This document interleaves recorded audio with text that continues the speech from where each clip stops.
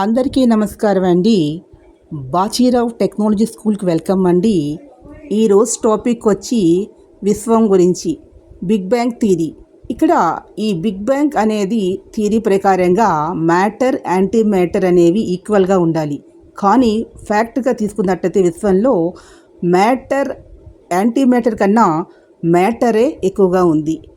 అయితే ఇక్కడ మ్యాటర్కి యాంటీ మ్యాటర్కి కూడా ఈ కణాలకి సమానమైనటువంటి ద్రవ్యరాశి ఉంది. కానీ విద్యుదావేశాలు మాత్రం డిఫరెంట్గా ఉంటాయి. అంటే ఒకటి పాజిటివ్ అయితే ఒకటి నెగిటివ్గా ఉంది.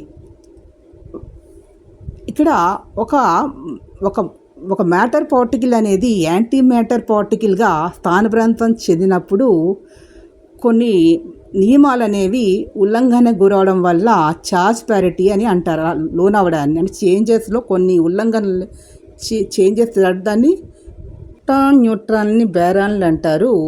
విశ్వంలో ఉన్నటువంటి ఇదంతా కూడా బేరాన్ కణాలతోని, విశ్వంలో ఉన్న మ్యాటర్ అంతా కూడా బేరాన్ కణాలతోని ఏర్పడింది. ఈ వీడియో మీకు నచ్చిన లైక్ చేయండి, షేర్ చేయండి, సబ్స్క్రైబ్ చేయండి. లైక్ ఇచ్చి encourage, please subscribe. Thank you to all.